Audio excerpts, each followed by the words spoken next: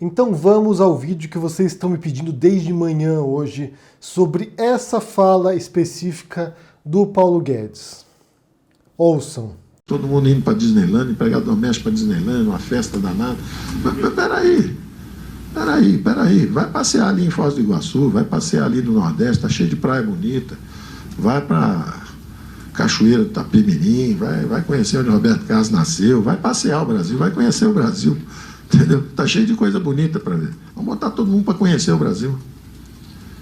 Eu até de vez em quando eu quis dar o exemplo também, antes que fale. O ministro diz que a empregada doméstica estava indo para Disneyland. Não. O ministro está dizendo que o câmbio estava tão barato que todo mundo estava indo para Disneyland, até as classes sociais, mas todo mundo tem que ir para Disneyland conhecer um dia, mas não em 3, 4 vezes por ano, né? Porque com dólar a 1,80 tinha gente indo 4 vezes por ano. Sabe, bem, agora eu não tenho aqui, mas na casa anterior eu tinha um painel, um quadro branco, no qual eu colocava as pautas para o canal, os vídeos que eu faria aqui. Então, vídeos futuros, ideias, anotando ali, deixando separado para quem sabe um dia vir aqui e comentar esses assuntos. O quadro está no canto ali, porque eu nem usava, na verdade. Mas eu tenho a impressão que esse governo Bolsonaro, eles têm esse quadro branco com pautas. Pautas esdrúxulas, falas esdrúxulas para desviar a atenção das pessoas. E eles vão revezando. Agora é você, Bolsonaro, vai lá e fala merda. Agora é o Carlos Bolsonaro, agora é o Eduardo, agora é a Damares, agora é o Weintraub, agora é o Paulo Guedes, agora é o Salles. Sempre tem alguém para falar uma coisa absurda, completamente absurda, e desviar o foco de algo muito mais sério. Como eu disse no vídeo de ontem, se não me engano, sobre o caso do Adriano da Nóbrega, sobre o caso do miliciano, chefe criminoso e amigo bastante próximo, na verdade, da família Bolsonaro, do Queiroz, que foi executado na Bahia, eu disse que rapidamente apareceria algum tipo de comentário bizarro vindo dos Bolsonaros ou de quem está próximo deles. E isso não era previsão, isso não era profetizar nada, isso é dizer o óbvio, porque é como eles operam. Eles trabalham com esse caos, eles trabalham com essa desorientação das pessoas. Eles vão jogando a gente para um lado para o outro, a gente vai fazendo o jogo deles, comprando esse jogo deles, sem saber muito bem onde se concentrar. Então essa fala do Paulo Guedes parece, na minha opinião, se inserir nesse jogo deles. Eu não sei se é intencional isso, não sei se eles fazem de fato, como eu disse, o quadro branco ali, anotando as pautas futuras. Mas certamente tem esse fator de desmobilização das pessoas, de confundir-nos para que a gente nunca se concentre de maneira decisiva e analítica e profunda sobre uma merda que o Bolsonaro fez. Nesse caso, em particular, os vínculos com as milícias. Porque isso é muito grave, isso é muito sério, isso deveria ser investigado. Certamente, se escavarem isso, se investigarem isso, vão trazer à tona muita sujeira, muita imundície da família Bolsonaro. Por outro lado, no caso do Paulo Guedes em particular, eu acho que, como eu disse aqui no vídeo mais cedo, você tem dois grandes pilares do governo Bolsonaro, que é, por um lado, o Paulo Guedes e, outro lado, o Moro. Então, nesse sentido, quando o Paulo Guedes fala esse tipo de barbaridade, como ele disse agora, isso reflete, de fato, a proposta econômica e social do governo Bolsonaro. O Paulo Guedes, ele fala para um segmento que odeia pobre. O Paulo Guedes é um sádico, e ele odeia pobre. Como a gente já viu aqui anteriormente, quando ele disse, por exemplo, que o pobre não economiza porque não guarda o dinheiro. Que é uma frase tão tautológica e tão autoevidente, e ao mesmo tempo tão cruel, porque na verdade ele quer dizer que o pobre conseguiria guardar dinheiro se quisesse, e isso é muito difícil quando você tem contas e dívidas e tá fudido. Então você tem um governo e um ministro da economia como Paulo Guedes que é anti-pobre, que tem ódio a pobre, que quer que pobre se exploda, que pensa no pobre como um entrave, que pensa nas classes mais desfavorecidas como a escória, um problema a ser eliminado, não a ser resolvido. Eu não gravei esse vídeo antes, hoje mais cedo, porque eu queria assistir antes disso, mais uma vez, o documentário da Naomi Klein, que é A Doutrina do Choque, que conta a história do neoliberalismo e das doutrinas do Milton Friedman, que foi quem concebeu essas políticas de desregulamentação e de privatização que são aplicadas no mundo inteiro, em vários países, geralmente em desenvolvimento. Porque a concepção deles é que o Estado é um entrave para a economia, para o mercado, esse Deus mercado. O Estado é um entrave, então é preciso que o Estado se desatribua o máximo possível de certos compromissos. Então, por exemplo, acabar com estatais, o máximo possível. acabar com leis trabalhistas, acabar com regulamentações econômicas, acabar com uma série de direitos trabalhistas ou de previdência, por exemplo, para que o Estado se afaste disso e deixe que o mercado opere por conta própria. E as consequências disso, como você vê nesse documentário da Naomi Klein, Doutrina do Choque, se você não assistiu, assista, as consequências disso são nefastas. E eles retraçam as trajetórias daquilo que eles chamam de Chicago Boys, que são professores e alunos formados na Universidade de Chicago e que têm essa pauta neoliberal. E o primeiro estudo de caso deles é o Chile do Pinochet. Como o governo ditatorial do Pinochet aplicou essas medidas econômicas no país e como essas práticas, essas políticas econômicas precisam de crises. Sejam crises que surgem, crises ambientais, crises políticas, sejam crises criadas para isso. E as consequências são terríveis para os trabalhadores. Porque essas políticas econômicas neoliberais, elas favorecem um segmento muito específico, a elite, obviamente, um segmento muito delimitado, em detrimento do resto da população. E do mesmo modo como Paulo Guedes enxerga o pobre como um estorvo, essas políticas neoliberais, concebidas pelo Friedman e aplicadas em vários países pelo mundo, também pensam desse modo. O pobre que se exploda, o pobre que se vire. Não é compromisso do governo cuidar de pobre. O pobre que se exploda. Então quando você tem o Paulo Guedes dizendo que o dólar alto é bom porque isso ajuda o Brasil de algum modo, e por outro lado, o dólar baixo era ruim porque o pobre podia ir para Disney, a empregada doméstica podia ir para Disney, você vê como essa mentalidade elitista é doentia, e é psicopata, e é sádica, como eu disse. É bom para o mercado e o resto que se dane. Você aí, trabalhador, que se dane. Perca seus direitos, perca sua aposentadoria, perca tudo. Perca o poder de compra, que se exploda, você não é o problema do Estado. O Estado do Paulo Guedes está pouco se lixando para você. Você que morra. Abra espaço para os demais. Para quem tem grana, para quem pode prosperar. E o que você vê com essas práticas neoliberais é justamente a profunda desigualdade que isso acarreta. Porque tem essa mitologia em torno do mercado como se ele fosse autorregular, como se ele fosse uma inteligência, uma mão invisível cuidando das relações e fosse se autorregular. E na prática o que acontece é o aumento, é a agudização da desigualdade. Porque a lógica deles é que quando você tira essas regulamentações, quando o mercado opera, ele vai crescer o bolo. Então mais negócios ocorrerão, mais pessoas enriquecerão, isso vai aumentar o bolo e assim fica mais fácil redistribuir o bolo para as pessoas. E o que acontece na prática não é isso. Mesmo se o bolo crescer, o que nem sempre acontece, mesmo se o bolo crescer, o que vai acontecer é que um pequeno grupo, diminuto, minúsculo, vai concentrar boa parte das riquezas e o resto vai ficar na miséria. Esse é o projeto do Paulo Guedes e esse é o projeto do Bolsonaro, de enriquecer um grupo minúsculo, diminuto, do qual você não faz parte, certamente, e o resto que se dane. E só uma curiosidade aqui, só um fato aqui, que eu presenciei em primeira mão, na verdade, então não estou inventando, nem especulando, nem puxando de fontes secundárias. Certamente na época que o dólar estava 1 por 1, 1 e pouco, 2 por 1, a empregada doméstica não viajava para Miami, não ia para Nova York. E eu estava lá, eu estava em Nova York, morava lá, trabalhava com turistas, trabalhava com turismo, escrevia um guia de turismo para Nova York, então eu sabia qual era a demografia que ia para lá, e não era empregada doméstica. Você via alguns grupos que você não via normalmente, professores, por exemplo, que conseguiam juntar um dinheirinho, fazer lua de mel nos Estados Unidos. Você via alguns grupos diferentes, que não iam habitualmente para os Estados Unidos. Você via isso. Mas a empregada doméstica, o trabalhador braçal, a pessoa mais fragilizada, o que ela viu nesse período foi um acesso ao consumo, coisa que foi vetada aos brasileiros, ou uma grande parcela dos brasileiros, durante muito tempo. Pessoas podendo comprar geladeira, pessoas podendo comprar um tênis legal, pessoas podendo comprar coisas que elas não compravam antes. Elas tiveram acesso a consumo. E não a esse tipo de luxo. Porque ir para os Estados Unidos e viajar para a Europa é luxo. E certamente o pedreiro, a empregada doméstica, não ia para Nova York, não ia para Miami. Então é um exagero do Paulo Guedes aqui para retratar justamente o horror que eles têm ao pobre, o ódio ao pobre, o desprezo ao pobre. O Gessé Souza diz isso muito bem no livro dele, Elite do Atraso. E também eu vi uma palestra dele muito interessante no qual ele fala sobre isso. Como a elite, que é um grupo muito diminuto, do qual você não faz parte, certamente, e a classe média, do qual você pode fazer parte, talvez, tem esse pavor do pobre, tem esse ódio do pobre. Aquilo que Gessé Souza chama, de maneira irônica, a ralé brasileira, que são pessoas que são completamente desprovidas, não apenas de dinheiro, não apenas de acesso a certos bens de consumo, mas de dignidade, de respeito.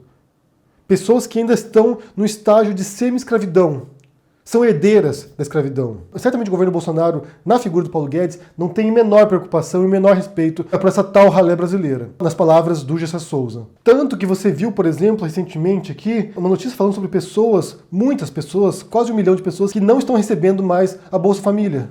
Ou seja, pessoas que dependiam disso para comer, para sobreviver e que estão novamente na miséria, numa situação extremamente precária, sem rede de segurança, com dinheiro que realmente é para comida, para sobreviver, e estão abandonados de novo pelo governo. Então essa frase do Paulo Guedes, é claro que é um óbvio exagero, uma mentira talvez, porque a empregada doméstica não ia para Disney. Além de ser um exagero, ela demonstra, ela explicita o Brasil que o Bolsonaro quer, que as elites querem, e que a classe média, uma parte dela pelo menos, quer. Pessoas na miséria, marginalizadas e pelas quais ninguém se importa.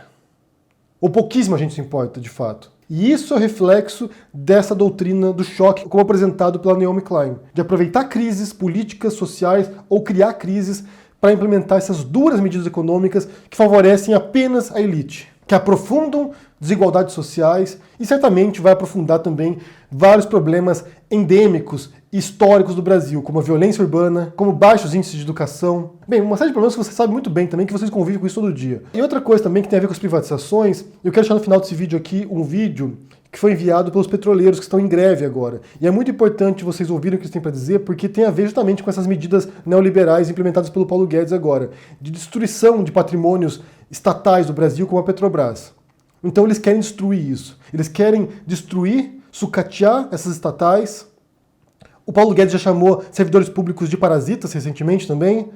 Ou seja, você tem toda uma classe de pessoas, professores, policiais, petroleiros, por exemplo, servidores públicos, trabalhadores administrativos, que são, na cabeça do Paulo Guedes, parasitas. Para você ver o desprezo que ele tem pelos trabalhadores, para você ver o desprezo que ele tem para quem está contribuindo de algum modo para o país. É um desprezo, é um desprezo. Só tem apreço, só tem respeito, só tem preocupação com os milionários, com as elites. Ou seja, nós não fazemos parte disso. O Brasil do Bolsonaro é Brasil para uma minoria ínfima. Nós não fazemos parte desse projeto. Então confira aqui no final desse vídeo o relato dos petroleiros, falando sobre a greve deles, o que eles estão reivindicando, o que tem acontecido com o Petrobras também, esse projeto de destruição do Petrobras agora, desse patrimônio do Brasil, de fato. E eu quero saber o que vocês pensam sobre essa fala do Paulo Guedes aí, se vocês tinham ouvido isso antes, deixa aqui no comentário. Me conte o que vocês pensam sobre isso, gente. Sinceramente, realmente é desesperador ver o rumo para onde as coisas estão indo. É desesperador. É desesperador. É um projeto de destruição do país, é um projeto de destruição... É difícil. Deixa aqui no comentário, deixa o joinha, assine o canal, ajude no apoia. A gente se vê por aí. Confira o vídeo aqui no final com o depoimento dos petroleiros agora que estão em greve. A gente se vê por aí. Tchau. Olá, Henry, tudo bem? Eu sou David Bacelar, diretor da Federação Única dos Petroleiros e Petroleiras. Estou aqui junto com o Tadeu Porto, o Ademir Mãozinha, a Cibele e o Silva, nessa ocupação da sala 01 do 4º andar, onde fica o RH da Petrobras, aqui na sua sede, no Rio de Janeiro. Nós compomos a Comissão Permanente de Negociação da FUP, que chegou aqui no dia 31, sexta-feira, às 15 horas, para nós, mais uma vez, tentarmos resolver de forma negocial o impasse que foi estabelecido a partir do anúncio da demissão sumária e em massa de 1.000 trabalhadores e trabalhadoras da Fafem Paraná, ali em Araucária, e também sobre algumas medidas unilaterais que estão sendo impostas desde o dia 1º de fevereiro, principalmente em áreas operacionais do sistema Petrobras. Aqui chegamos, colocamos a nossa disponibilidade para negociar a fim de resolver o problema e até anunciamos que poderíamos suspender a greve que estava anunciada para iniciar às 0 hora do dia 1º de fevereiro. Fomos aqui muito mal recebidos pela gerência de gestão de pessoas da Petrobras, que nos ameaçou retirar daqui cada um em cada uma de forma desconfortável, ou seja, utilizando a força, e estamos aqui desde então. Como a resposta ela foi negativa a respeito dos nossos pleitos, da pauta que tinha sido entregue à gestão da empresa, nós iniciamos a greve nacional da categoria petroleira no dia 1º de fevereiro e ela se estende até hoje, dia 12 de fevereiro, ou seja, já estamos no 12º dia de greve, numa greve forte que tem objetivos claros. A suspensão das demissões em massa que foram anunciadas na Fafem Paraná e a suspensão das medidas arbitrárias que foram impostas desde o dia 1º de fevereiro para que a gestão da empresa ela volte para a mesa de negociação e respeite a negociação coletiva garantida no nosso acordo coletivo de trabalho. Desde o dia 1º, a greve ela vem com muita força, numa crescente boa, com adesão a cada dia de trabalhadores e trabalhadoras de diversas unidades do sistema Petrobras, desde plataformas, refinarias, terminais e até mesmo algumas áreas administrativas da empresa aqui no Brasil. Já temos mais de 20 mil trabalhadores e trabalhadoras nessa greve em 13 estados da nossa federação, com mais de 100 unidades da empresa no país, com pessoas fazendo a greve acontecer. E justamente devido a isso, nós tivemos, infelizmente, uma liminar, uma decisão monocrática do ministro Ives Gandra a respeito da nossa greve, não a declarando ilegal ou abusiva, mas estabelecendo algumas condições para que essa greve fosse executada. Desde então, os sindicatos filiados à FUP e à própria FUP têm buscado uma série de esclarecimentos da gestão da Petrobras para que nós possamos cumprir essa liminar. Mas, infelizmente, a gestão não tem nos dado respostas e, devido a esse silêncio, nós fizemos com que os sindicatos conversassem com os trabalhadores e trabalhadoras e fôssemos até essas unidades operacionais. Temos diversos vídeos rodando aí na internet mostrando dirigentes sindicais juntos com 100, 200, 300 trabalhadores e trabalhadoras para acessar as plantas industriais, mas a gestão da empresa não tem permitido a nossa entrada para cumprir essas condições que o próprio ministro Ives Gandra colocou. Por isso nós não entendemos o porquê das multas vultuosas aos nossos sindicatos, multas que chegam a monta de R$4.500.000 por dia e que asfixiam financeiramente o movimento sindical petroleiro aqui no Brasil. Infelizmente, além dessa decisão do ministro Ives Gandra, tivemos aí recentemente, na verdade nesse dia de hoje, uma decisão do ministro Dias Toffoli, presidente do Supremo Tribunal Federal, fazendo uma referência a uma greve que nós realizamos em novembro de 2019 e criando uma confusão com relação a essa greve de 2020. Na verdade, ele acaba ratificando a decisão do Ives Gandra naquele momento, ou seja, novembro do ano passado, que tinha sido modificada pela seção de dissídios coletivos do TST. Então estamos nesse impasse dentro do judiciário brasileiro. Óbvio que os nossos advogados já estão conversando com ministros e ministras, tanto no TST e agora também no STF, para que o direito constitucional de greve nos seja garantido. Dessa maneira, a greve da categoria petroleira ela continua forte em todas essas unidades. Ainda há uma possibilidade de ascensão com adesão de trabalhadores e trabalhadoras de outras plataformas, de outros terminais, para que nós possamos garantir a suspensão dessas demissões arbitrárias em massa que estão sendo realizadas na Fafem Paraná e também a suspensão das medidas unilaterais impostas pela gestão da empresa. Entendemos que tudo isso está linkado com o processo de desmonte e privatização da empresa, que acaba atingindo de morte o índice de desemprego que aumenta a cada dia no país, atingindo também e ampliando ainda mais o processo de desindustrialização que está posto pelo governo Bolsonaro com o apoio do ministro da Economia Paulo Guedes, e também atinge a população brasileira, que acaba pagando muito mais caro pelos derivados de petróleo, que poderiam chegar a cada um, a cada brasileiro, a cada brasileira, por um preço justo, garantindo rentabilidade para a Petrobras e seus acionistas, a União, mas com preços justos para a população. Dessa maneira, a greve continua forte e com certeza teremos novas informações aí para você nos próximos momentos que nós tivermos a oportunidade. Forte abraço.